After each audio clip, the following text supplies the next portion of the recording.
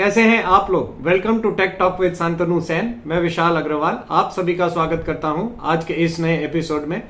तो चलिए शुरू करते हैं इसी नोट पर बीते हफ्तों की बातों का, जो 11 से 15 मार्च तक का था। मार्केट्स मार्च सीरीज में मध्यंतर तक पहुंच गए हैं, यानी आधा महीना चला गया है और उठापटक बढ़ती ही जा रही है। फाइनेंशियल ईयर एंडिंग होने की वजह से इस महीने में ट्रेडर्स अपने फाइनेंशियल एडजस्टमेंट्स में ज्यादा बिजी रहते हैं। मिड, स्मॉल और माइक्रो कैप में तो घमासान मचा हुआ है। सबको यही डर लग रहा है कि यहां से और टूट ना जाए। ऑफ कोर्स डर क्यों ना लगे, क्योंकि ऑलरेडी आप अगर माइक्रो कैप्स देखेंगे, स्मॉल कैप देखेंगे, तो ये स्टॉक्स ऑलरेडी ऊपर से 25 से 50% तक भी टूट गए हैं। मार्केट्स बीच बीच में रिकवरी तो दे रहा है, लेकिन ये सस्टेन होगा या नहीं कहना काफी मुश्किल है। निफ्टी और बैंक निफ्टी अपनी ही चाल चल रहे हैं, जो कि ब्रॉडर मार्केट की जो कंडीशन है उसको नहीं दर्शा रहा है। और ऐसा पहली बार नहीं है, ऐसा कई बार हुआ है जहां पर निफ्टी और बैंक निफ्टी अपनी ही चाल चलते रहते हैं और ब्रॉडर मार्केट्स अपनी ही। जैसे कुछ महीनों पहले निफ्टी जरा भी परफॉर्म नहीं कर रहा था, लेकिन अगर आप देखेंगे तो एक साल में small cap, mid cap, micro caps ने इतने बढ़िया रिटर्न्स दिए हैं। तो ये निरंतर चलने वाली प्रक्रिया के अनुरूप ही है। रिटेल इन्वेस्टर्स के पोर्टफोलियो की बात करें तो उनके पोर्टफोलियो की हालत तो पतली है। सबको आशा है कि मार्केट्स में पहले की तरह एक वी शेप रिकवरी आ जाए। यदि ऐसा होता है तो मार्केट्स में फिर से एक खुशहाली का माहौल जल्दी से देखने को मिल सकता है। और अगर मार्केट्स अगर टाइम करेक्शन में चले जाते हैं तो ये पेन और कुछ समय के लिए बन सकता है, क्योंकि एक तो मार्च एंड का फाइनेंशियल प्रेशर जो रहता है, जहां पे कैश की पोजीशन सबके पास थोड़ी टाइट होती है। वहीं पे दूसरा इलेक्शन डेट्स अनाउंस होने के बाद जो आचार संहिता लागू हो जाती है, उससे काफी सारे बिजनेसेस प्रभावित भी होंगे। सेबी और आरबीआई द्वारा उठाए गए सख्त कदमों का लॉन्ग टर्म में बहुत अच्छा मार्केट बन जाएगा और मजबूत मार्केट बन जाएगा, लेकिन शॉर्ट टर्म के लिए ये एक पेन है और ये पेन कुछ समय के लिए और सता सकता है। मिड और स्मॉल कैप्स को मिलाकर अगर देखें तो ये मार्केट 33% का बैठता है, जिसमें गत एक वर्ष में जो नए इन्वेस्टमेंट्स आए हैं, फ्रेश फ्लोज, उसका 58% इस 33% में गया है, जो दर्शाता है कि रिटेल इन्वेस्टर्स का जो फंड है वो अभी सिर्फ मिड और स्मॉल कैप्स में ही ज्यादा इन्वेस्ट करने में इंटरेस्टेड थे गत एक वर्ष में। और जिस तरह से रिटर्न्स आए हैं इस कैटेगरी में, उसके बाद हमारे वॉचडॉग्स सक्रिय भूमिका में आ गए हैं। मार्केट्स में कुछ ब्रोकरेजेस की रिपोर्ट्स के अनुसार छोटी और मझौली कंपनियों के फाइनेंशियल्स भी सुधरे हैं एक वर्ष में। उन्होंने अच्छा परफॉर्मेंस भी दिखाया है, जिसकी वजह से उनके भाव भी ठीक है। उनके ब्रोकरेजेस की रिपोर्ट के अनुसार ये भाव जो है वो उनमें ज्यादा फ्रॉथ नहीं है। लेकिन सेबी और आरबीआई का कहना है कि इस समय में जो पैसा शेयर बाजार में लग रहा है वो रिस्की पैसा है और ये कोई ना कोई समय पे ये तकलीफ दे सकता है। एसएमई सेक्टर की बात करें, एसएमई के काफी सारे आईपीओज ने बहुत अच्छा रिटर्न्स दिया था इन्वेस्टर्स को। एसएमई इंडेक्स एक साल में 112% तक का रिटर्न दे चुका है। अब सोचिए कि स्टॉक स्पेसिफिक अगर जाए तो क्या गजब की तेजी हुई होगी उन स्टॉक्स में। एसएमई एक्सचेंज में ट्रेड करने के बड़े फायदे हैं, साथ ही साथ कुछ मुश्किलें भी हैं। एक तो यहां पर लॉट साइज काफी बड़ा होता है compare to normal cash market, plus यहां पे वॉल्यूम्स भी कम होते हैं। इसी वजह से वॉलेटिलिटी दोनों तरफ की काफी तेजी और जबरदस्त होती है। यहां पर एक तरफा सर्किट्स लगने की भरमार देखने को मिलती है। तेजी होगी तो वन वे सर्किट और मंदी होगी तो नीचे के सर्किट भी बंद नहीं होते। कोविड के बाद से जो इन्वेस्टर्स मार्केट में आए हैं, उन्हें फास्ट मनी बनाने का मौका मिला है, जिसकी वजह से सटोरिया स्टॉक्स में दिलचस्पी ज्यादा बढ़ी हुई है। बता दें कि यहाँ पे जैसे आईपीओ मार्केट्स है, बहुत बढ़िया रिटर्न्स है, एसएमई मार्केट्स है, बहुत बढ़िया रिटर्न्स है। वहीं आपके स्मॉल, मिड और माइक्रो कैप्स ने बहुत बढ़िया रिटर्न्स दिए हैं। अब जहां मिड, स्मॉल और माइक्रो कैप और एसएमई मार्केट में एक साथ प्रॉफिट बुकिंग आ रही है, तो इससे छोटे इन्वेस्टर्स और ट्रेडर्स को हर तरफ से मार पड़ रही है। काफी इन्वेस्टरों से हम बात करते हैं तो उन्होंने बताया है कि हम लोगों ने हर जगह पे पोजीशन बना रखी है।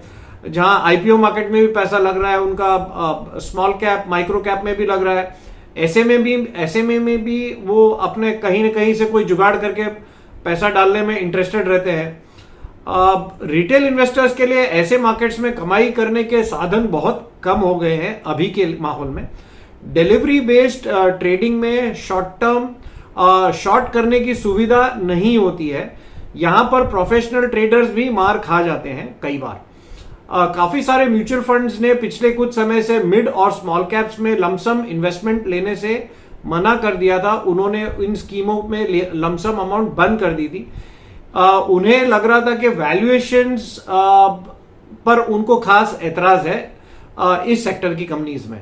बाजार में अभी एसबीआई के इलेक्टोरल बॉन्ड्स की चर्चा काफी गरमाई हुई है, जिसमें करीब करीब सारे ही बड़े नामों का समावेश देखने में आ रहा है। और इस चीज को ऑपोजिशन भी इस मुद्दे को काफी भुनाने की कोशिश कर रहे हैं। सरकार से इसमें जांच करने की सिफारिश भी की गई है। यहां बता दें कि इस खबर के बाद से बाजार में जहां सारे डाउनफॉल्स के बाद भी एसबीआई का स्टॉक मजबूत बना हुआ था। अगर आप देखेंगे तो पिछले एक महीने में जहां पर इतना मिड और स्मॉल कैप में डाउनफॉल था, फिर भी एसबीआई का स्टॉक मजबूत बना हुआ था, एलआईसी का स्टॉक मजबूत बना हुआ था। वही एसबीआई के स्टॉक में अभी इस न्यूज, इलेक्टोरल बॉन्ड्स के न्यूज के बाद से करीब 10% तक का डेंट पड़ गया है। सरप्राइजिंगली एसबीआई के साथ साथ बाकी सारे बैंक्स में भी अच्छी खासी प्रॉफिट बुकिंग देखने मिल रही है। ये न्यूज स्पेसिफिक एसबीआई के लिए थी, लेकिन बाकी सारे बैंकों ने भी अच्छा खासी प्रॉफिट बुकिंग देखने मिल रही है। बैंकों के प्रति इस समय मूड थोड़ा नरम बना हुआ है। बैंक निफ्टी ने पूरे हफ्ते करीब करीब 6 दिनों से लाल निशान में बंद हो रहा है। और इंट्राडे में काफी अच्छा उछाल भी आ रहा है, लेकिन at the end of the day वो फिर से लाल निशान में ही बंद होने जाता है। निफ्टी अभी के लिए 22,000 के ऊपर बना हुआ है। इस हफ्ते में ऑलरेडी 2 बार 22,000 के नीचे गया भी था। एक दिन तो नीचे 22,000 के नीचे की क्लोजिंग भी है, शायद आई थिंक बुधवार को। लेकिन फिर दूसरे दिन में फिर से मार्केट्स में रिकवरी आ जा रही है। शुक्रवार को भी मार्केट्स 22,000 के नीचे गए थे, लेकिन फिर से बाउंस बैक आ गया और क्लोजिंग लेवल पे ग्रीन 22,000 के ऊपर का बंद है। सरकार ने इस हफ्ते में पेट्रोल और डीजल के भाव में करीब 2 रुपए की कटौती कर दी है। जनरली इसके बाद देखा जाता है कि ऑटो शेयर्स में बाइंग आ जाती है, लेकिन इस मार्केट में जहां मूड माहौल एकदम कमजोरी का है, इसकी वजह से इसका उलट असर देखने मिल रहा है ऑटो शेयर्स में, जहां पे शुक्रवार को प्रॉफिट बुकिंग देखने को मिली। ऑटो इंडेक्स पिछले 1.5 महीनों में करीब 15% उछल गया था, जिसके बाद ये प्रॉफिट बुकिंग मायने रखती है। इलेक्शन से पहले जनरली इंडिया विक्स भी ऊपर चला जाता है, लेकिन इस बार विक्स अभी 15 के नीचे बना हुआ है, तो ये मूड अलग है। भारत के फरवरी के महंगाई के आंकड़े 5.09% आए हैं कंपेयर टू 5.10 जनवरी के। दिसंबर में ये फिगर थे 5.69 के। तो आप देखेंगे कि कंटिन्यूसली धीरे धीरे करके इन्फ्लेशन भी कंट्रोल में आते जा रहा है। ये फिगर आरबीआई के इन्फ्लेशन टारगेट 2.226% के बीच में है, जिससे आरबीआई का भी कंफर्ट बना हुआ है। अमेरिका के भी इन्फ्लेशन फिगर्स इसी सप्ताह में आए हैं, जहां उनकी महंगाई फरवरी में 3.2% से बढ़ी है कंपेयर टू जनवरी जो 3.1% का फिगर था। जून 2022 में अमेरिका का इन्फ्लेशन फिगर 9.1% तक चला गया था, जिसके बाद से वहां पर इन्फ्लेशन कंटिन्यूसली नीचे की राह पकड़े हुए है। लेकिन मार्केट्स के लिए अभी सबसे बड़ा जो ट्रिगर है वो है अमेरिका की ब्याज दर, जो कि कम होने का अभी नाम नहीं ले रही है, और कम होने की शुरुआत होने से वो एक ट्रिगर माना जाता। लेकिन उसमें अभी देरी होने की संभावना है। क्रूड ऑयल पे एक राउंड अप ले लेते हैं। क्रूड ऑयल और गोल्ड के भाव इस हफ्ते स्टेबल रहे। कच्चा तेल $81 के आसपास ट्रेड कर रहा था शुक्रवार को। गोल्ड का भाव भी $2175 पर बंद हुआ इंटरनेशनल ट्रेड में। लोकल मार्केट्स में ये करीब 65,600 के आसपास बंद हुआ है। क्रिप्टो पे एक अपडेट ले लेते हैं, जहां पर बिटकॉइन 2024 के बाद से जनवरी 2024 से फिर से सुर्खियों में है। गत सप्ताह में करीब $69,000 के आसपास का ये ट्रेड कर रहा था, जिसमें काफी वॉलेटिलिटी देखने मिली। ऊपर में 72-73 हजार भी चला गया था। ऑल टाइम हाई से काफी पास में है, लेकिन अभी के लिए 2 सप्ताह का क्लोजिंग अप्रोक्सीमेटली सिमिलर $69,000 के आसपास का है। कुछ एफआईएस की बात कर लेते हैं। एफआईएस ने फरवरी महीने में 15,962 करोड़ की नेट सेलिंग की थी, जबकि इस मार्च के महीने में अभी तक 9,311 करोड़ की नेट बाइंग का फिगर है। पिछले सप्ताह में अगर देखा जाए तो एफआईएस ने नेट 818 करोड़ की सेलिंग की है। पास डेटा के हिसाब से मार्च के महीने में बाजार 5 से 7% तक का पॉजिटिव रिटर्न देता है। लेकिन सबसे बड़ी बात है रिटेल इन्वेस्टर्स की, जो कि ज्यादा से ज्यादा मिड, स्मॉल और माइक्रो कैप्स में इन्वेस्टेड रहते हैं, और जहां इन स्टॉक्स की अच्छी धुलाई हुई है पिछले कुछ दिनों में, तो इसमें मार्केट्स कितने भी नए लेवल्स पार कर जाए, लेकिन रिटेलर्स के लिए अभी भी कोई कमाई करने का मौका नहीं बन रहा है। उल्टा रिटेलर्स के हाथ से अच्छा माल तो छूट ही रहा है, क्योंकि इस भयंकर वॉलेटिलिटी के चलते कमजोर लोग मार्केट से निकलते भी जा रहे हैं। अब कुछ निफ्टी की बात कर लेते हैं। निफ्टी 470 अंक घटकर 22,023 पर आ गया है। वही बैंक निफ्टी 46,594 पर यानी 1241 पॉइंट घटकर बंद हुआ है। सेंसेक्स भी 72,643 पर यानी 1475 अंक घट गया है।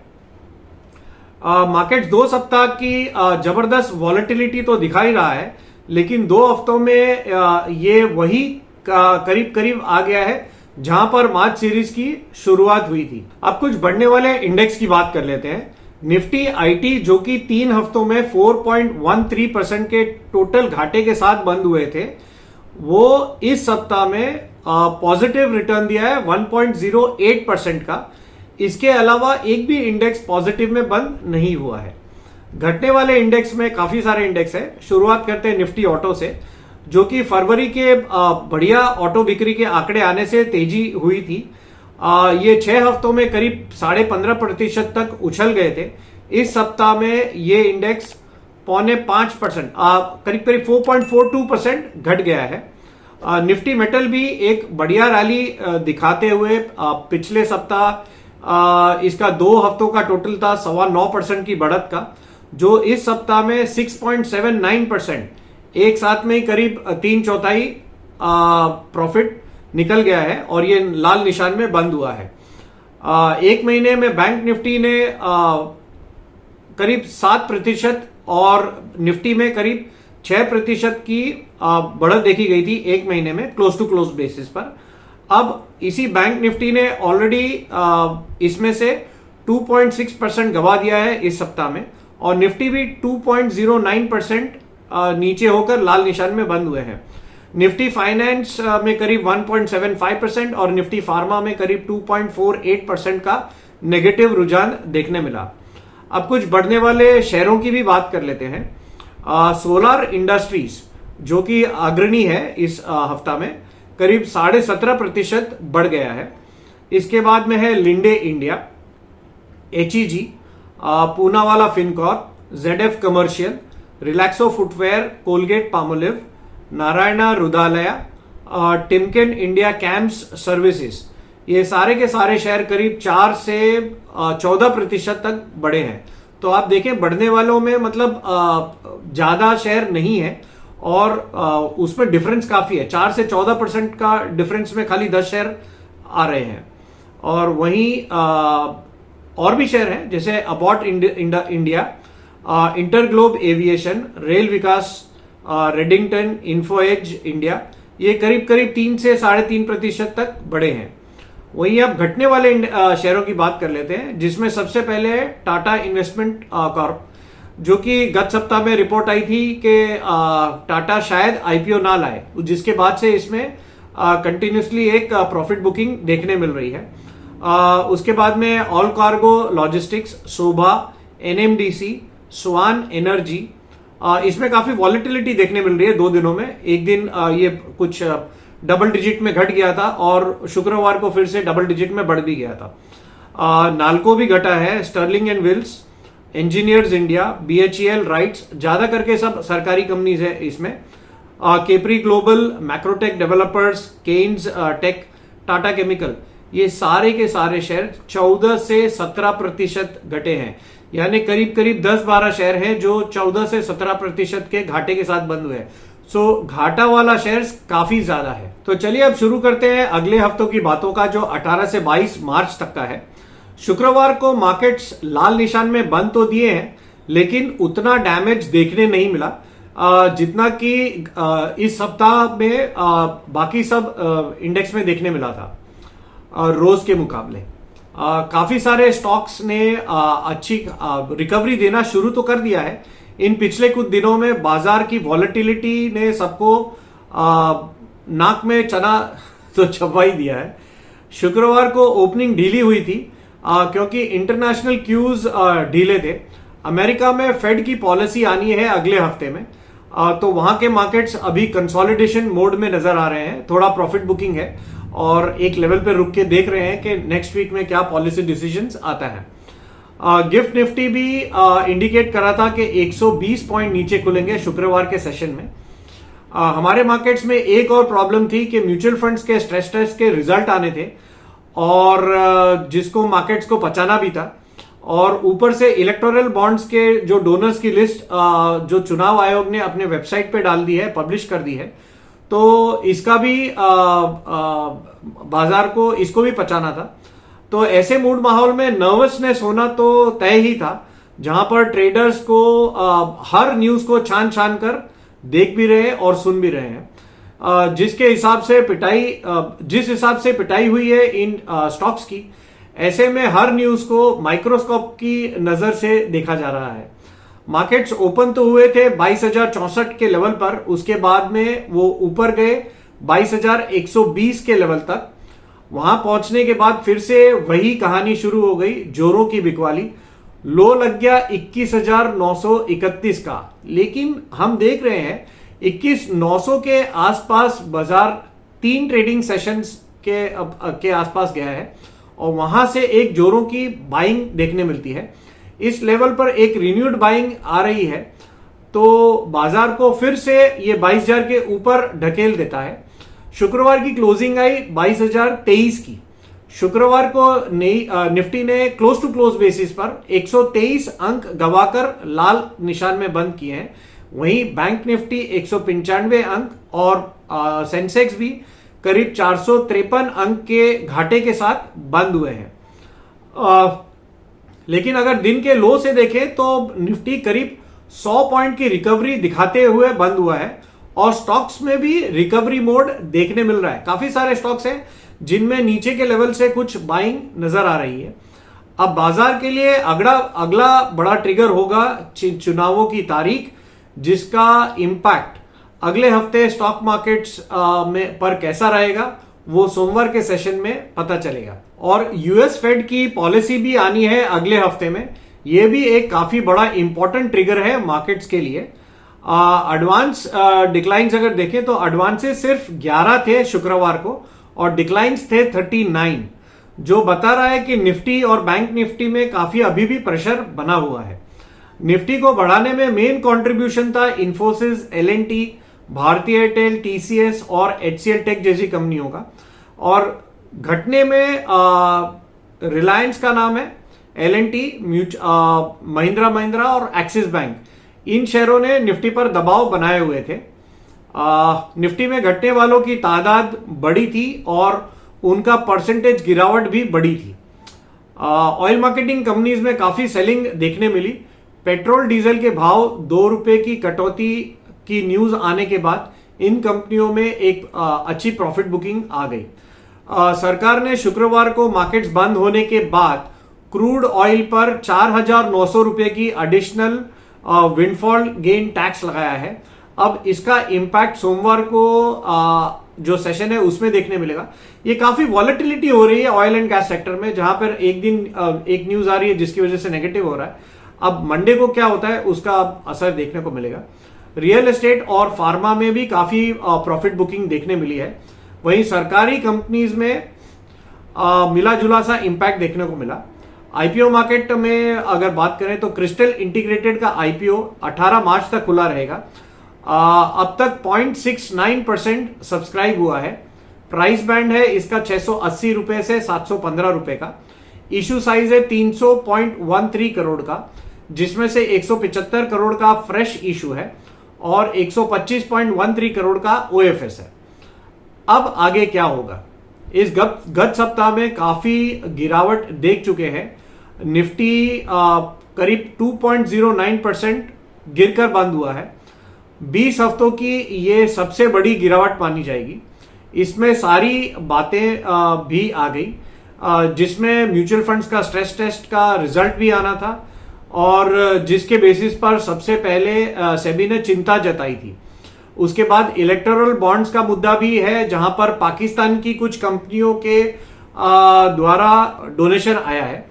ये मुद्दा भी काफी गर्म था, इसको भी पचाना था। ये सारी बातें एक बार के लिए मार्केट्स को ने पार तो कर ली है, लेकिन मिड और स्मॉल कैप्स की धुलाई के बाद जो फ्रॉड था होने की आशंका थी वो भी काफी हद तक सीमित हो गया है। अब जो फ्रॉड की जो बातें हो रही थी उसमें आई एम श्योर के कुछ कमी आएगी, क्योंकि निफ्टी के मिड कैप और स्मॉल कैप के वैल्यूएशंस काफी नीचे अभी तक आ गए हैं। काफी सारी छोटी और मझौली कंपनियों में कुछ रिन्यूड बाइंग देखने मिली है इस सप्ताह में। बुल्स और बेयर्स की टक्कर में और कड़ी होगी आने वाले समय में। जैसे ही अब बाजार 21,900 के करीब जाता है तो वहां पर एक बाइंग इमर्ज हो जाती है, ये देखने में आ रहा है। वैसे ही हायर लेवल्स पर बुल्स की मानो हिम्मत में कुछ कमी आ जाती है, ये साफ दिखाई देता है। वहां पर वो सरेंडर कर जाते हैं और अचानक से जोरदार बिकवाली शुरू हो जाती है। अब सोमवार को चुनाव की डेट्स आने के बाद बाजार इस न्यूज पर कैसे रिएक्ट करता है, ये काफी इंटरेस्टिंग होने वाला है। मार्केट्स यहां से रिकवरी देते हैं या फिर टाइम करेक्शन में जाते हैं, ये आने वाला सप्ताह ही बताएगा। लेकिन 21,850 और 21,900 का लेवल एक अच्छा सपोर्ट दिखा रहा है अभी निफ्टी के लिए, और इन लेवल्स पर हो सकता है कि एक बाइंग इमर्ज होने के लक्षण दिखाई देते हैं। वहीं बैंक निफ्टी ने भी ऑलरेडी 1241 पॉइंट का नुकसान झेल लिया है इस सप्ताह में।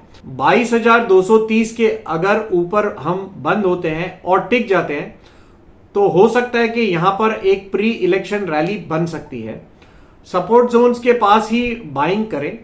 आपको अभी लपक कर कोई बाइंग करके और सौदा करने की कोई खास जल्दी तो नहीं होनी चाहिए। मार्केट्स अभी के लिए वॉलेटाइल रह सकते हैं, इसीलिए बाइंग को आप पिरामिड स्टाइल में ही करें ताकि नीचे के भाव का भी फायदा आपको मिल सके। अच्छे क्वालिटी के मिड और स्मॉल कैप पर अभी दाव लगाया जा सकता है। अगर आपको लॉन्ग टर्म के लिए इन्वेस्टमेंट का होराइजन है तो अगले हफ्ते में जापान और यूएसए अपनी पॉलिसी डिक्लेयर करेंगे।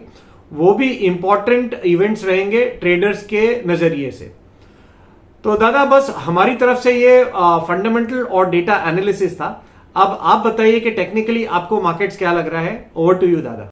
15/3/2024 बाजार बंद होने के बाद हम लोग बात करेंगे 18/3 से 24 दिन के बीच में इंडेक्स का हाल हकीकत क्या हो सकता है। उसके लिए टेक्निकल वेट ऑफ एविडेंस हम लोग के पास क्या क्या उपलब्ध है। मेरी बाई तरफ है निफ्टी वीकली, उसके बाद निफ्टी डेली, उसके बाद bank Nifty weekly and bank Nifty daily. तो शुरू करते हैं निफ्टी वीकली के हिसाब से।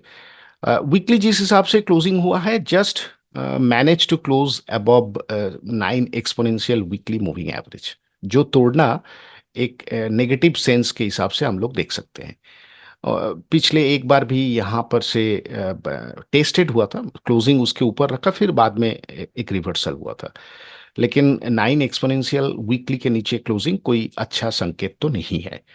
तो इसी हिसाब से देखा जाए इस बार हम लोग काफी वाइटल जगह में क्लोजिंग किए हैं। वीकली का लोएस्ट पॉइंट अगर देखा जाए, लास्ट चारों हफ्ता का जो लोएस्ट पॉइंट है अगर हम देखें तो ये है 21,875, ये है 21,860 और ये है 21,905। दैट मीन्स 21,850 से लेके 21,900 के बीच में मल्टीपल वीकली सपोर्ट एरिया है जो कि एक अहमियत रखते हैं as per the support is concern. तो देखना ये चाहिए कि नेक्स्ट वीक ऑनवर्ड 21,850 तोड़ता है कि नहीं तोड़ता है। As per the price is concern, जिस हिसाब से क्लोजिंग आया, देखना ये पड़ेगा कि ब्रेकडाउन होता है या सर्वाइवल होता है। इसके लिए हम लोग डेली चार्ट अगर देखेंगे, काफी ये भी इंटरेस्टिंग जगह में आके बंद हुआ है, क्योंकि डेली 13 डीएमए का नीचे क्लोजिंग तीनों क्लोजिंग दे चुका है। लेकिन जो इंटरेस्टिंग पॉइंट है, लगातार तीनों क्लोजिंग का जो लो देखेंगे तो थोड़ा सा हायर हर बार कोशिश किया। लास्ट 3 दिन में यहां पर था 905, यहां है 917 और यहां है 931। तो obviously as per the theory is concern, consecutive 3 closing below 13 DMA first time, जो कि यहां के बाद, और उसके बाद अगर लो तोड़ता है तो इसके अंदर एक नेगेटिव वाइब क्रिएट कर सकता है as per the trend and short term trend is concern. नीचे में हम लोग जो देख रहे हैं वो है 21,850, जो कि पहले ही हम बात किया वीकली के अंदर। तो ऑब्वियसली इन बिटवीन 21,850 से लेके 900 का बीच में काफी बड़ा रेजिस्टेंस हो सकता है डेली चार्ट के हिसाब से देखा जाए। तो दैट मीन्स इतना वोलेटिलिटी के अंदर 50 पॉइंट का बफर रखिए, बट कहीं 21,900 टूटना कोई अच्छा संकेत नहीं उभर के आएगा। रिवर्सल के लिए पहले जो पॉइंट आप लोग के ऊपर दिमाग में रखना चाहिए वो है 22,250 स्पॉट में। जब तक निफ्टी स्पॉट 22,250 के ऊपर जाके क्लोजिंग नहीं देता है या 13 डीएमए को क्रॉस करके क्लोजिंग नहीं देता है, तब तक रिवर्सल हम लोग नहीं बोल पाएंगे। जो सेल ऑफ हो रहा है वो थोड़ा सा प्रॉब्लमेटिक हो सकता है जब जब सामने हम लोग जाएंगे। ये तो निफ्टी और निफ्टी वीकली का कॉम्बिनेशन था। अब बैंक निफ्टी का हालत भी वैसे ही है। बैंक निफ्टी 9 एक्सपोनेंशियल का नीचे क्लोजिंग है। दैट मीन्स अगर बैंक निफ्टी 46,300 टूटता है तो ये बैंक निफ्टी के लिए फिर से एक नेगेटिव हिसाब से उभर सकता है। और बैंक निफ्टी का जो वोलेटिलिटी है और जो खास करके जो सबड्यू था वो थोड़ा प्रॉब्लमेटिक हो गया अभी बैंक निफ्टी के अंदर। डेली चार्ट के हिसाब से देखा जाए बैंक निफ्टी भी कंसेक्यूटिव 3 क्लोजिंग 13 डीएमए के नीचे क्लोजिंग दे चुका है। तो कहीं अगर लास्ट फ्राइडे का जो लो है वही 46,310, राउंड नंबर 46,300 टूटने से बैंक निफ्टी के अंदर फिर से एक प्रॉब्लम हो सकता है।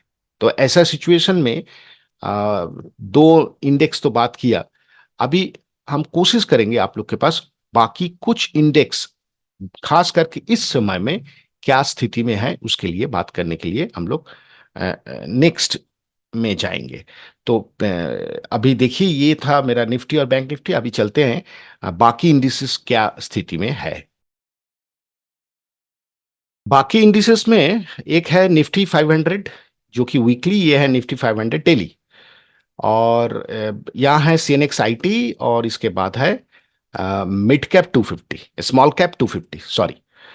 तो पहले निफ्टी 500 के ऊपर बात करते हैं। वीकली क्लोजिंग देखने से आपको समझ में आ जाएगा, बट एक सपोर्ट एरिया यहाँ पर है जो आप लोग देख सकते हैं 19,470 19,500 के बीच में काफी स्ट्रॉन्ग सपोर्ट एरिया है। बट डेली चार्ट निफ्टी 500 के अंदर काफी टूट चुका है। अब डिफरेंस जो हो चुका है 13 डीएमए ऑन डेली चार्ट के हिसाब से जो क्लोजिंग हुआ है, क्या ये पुल बैक में जा सकता है? इसके लिए मैं एक डेली चार्ट आप लोग के पास ओपन करके दिखाने का कोशिश कर रहा हूं।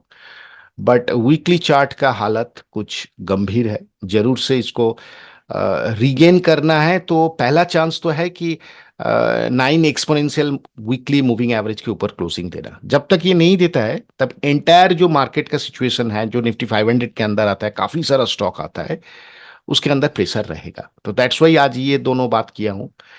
काफी इंटरेस्टिंग है सीएनएक्स आईटी, जो निफ्टी आईटी हम लोग बोलते हैं।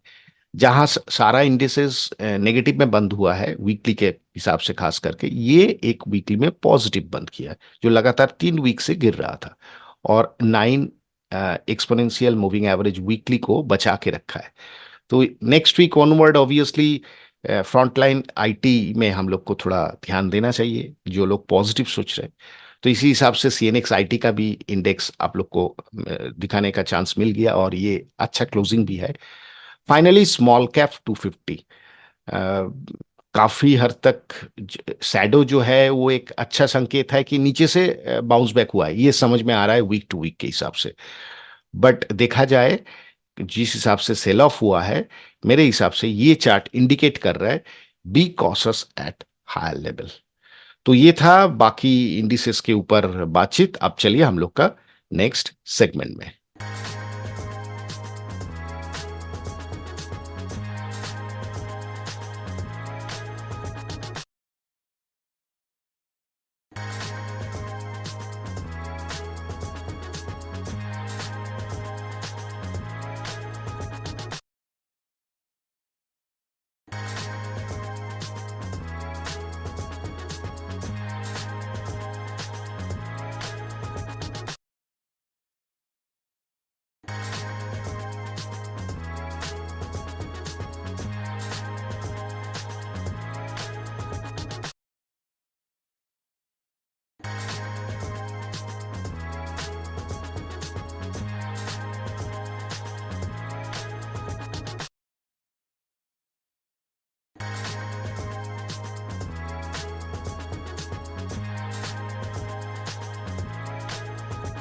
निफ्टी और बैंक निफ्टी के लेवल्स बताने के लिए थैंक यू दादा। अपने नेक्स्ट सेगमेंट में चलते हैं जहां पर आप कुछ स्टॉक्स के बारे में बताते हैं, तो प्लीज बताएं दादा, ओवर टू यू। आज जो तीनों स्टॉक के ऊपर टेक्निकल्स हम आप लोग से बात करेंगे, तीनों ही पीएसयू ओरिएंटेड हो गया। ये कोई मैं जानबूझ के सेटिंग नहीं किया, बट कुछ इंडिकेटर्स के हिसाब से, कुछ प्राइस एक्शन के हिसाब से मैं ये मेरा ये चार्ट उभर के आया है। बट ये कोई रिकमेंडेशन नहीं है, प्राइस एक्शन जिस हिसाब से हुआ है उसी का कारण ये तीनों स्टॉक उभर के आया है। तो पहले चलते हैं शिपिंग कॉरपोरेशन। फिर से बोल रहा हूं कि ये स्टॉक का फंडामेंटल्स और टेक्निकल्स का बाकी जो चीज है वो जरूर आप घर पे या आप लोग जरूर चेक कर लीजिए। आफ्टर ए सेल ऑफ 1326, जो स्वीट जोन होता है, वैल्यूएशन जोन जिसको हम लोग बोलते हैं, टेक्निकली हम बोलते हैं, आप लोग भी शायद इतना दिन देख देख के समझ में आ गया होगा। काफी इंटरेस्टिंग सपोर्ट एरिया में आ चुका है हम लोग। नीचे में 160 जो प्रीवियस टॉप था, जहां पर हम लोग एक कंसोलिडेशन किया था, और अभी जो प्राइस एक्शन है 198, प्राइस एक्शन का शार्पनेस नेगेटिविटी बता रहे। कहीं ये सपोर्ट लेके जो पुल बैक आएगा वो हो सकता है। अगर वो पुल बैक आएगा तो ये जोन काफी हम लोग को गौर से देखना चाहिए, क्योंकि ऑलरेडी हम लोग एक अच्छी वैल्यूएशन जोन के आसपास आ चुका है। दैट्स वाई ये स्टॉक नेक्स्ट 2 से 3 हफ्ता मैक्स टू मैक्स हम ये स्टॉक को वॉच लिस्ट में डालेंगे।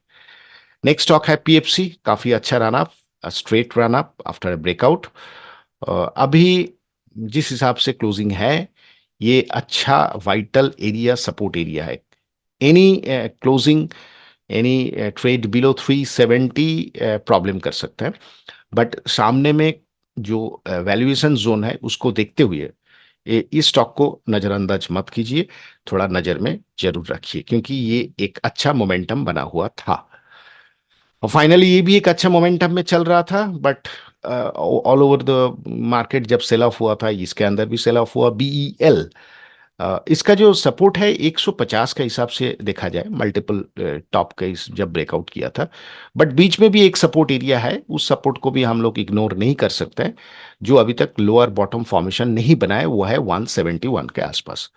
अब प्राइस जहां पर क्लोजिंग दिया है 188, दैट्स वाई 170 और 150 इस जोन के आसपास स्टॉक का बिहेवियर क्या होता है, और बाजार का हाल हकीकत क्या होता है, क्या बाजार रिवर्सल में जा रहा है, पुल बैक कर रहा है, उसके हिसाब से ये स्टॉक को, तीनों स्टॉक को आप जरूर अपना वॉच लिस्ट में डाल के चेक कर सकता है। बट ये कोई बाई का रिकमेंडेशन नहीं है। काइंडली आप लोग ये स्टॉक का बाकी जो फंडामेंटल्स है, टेक्निकल्स है, या आप लोग का जो सलाहकार है, खास करके अगर सेवी सर्टिफाइड है, उनसे सलाह लेके कुछ स्टेप लेने का सोचिए।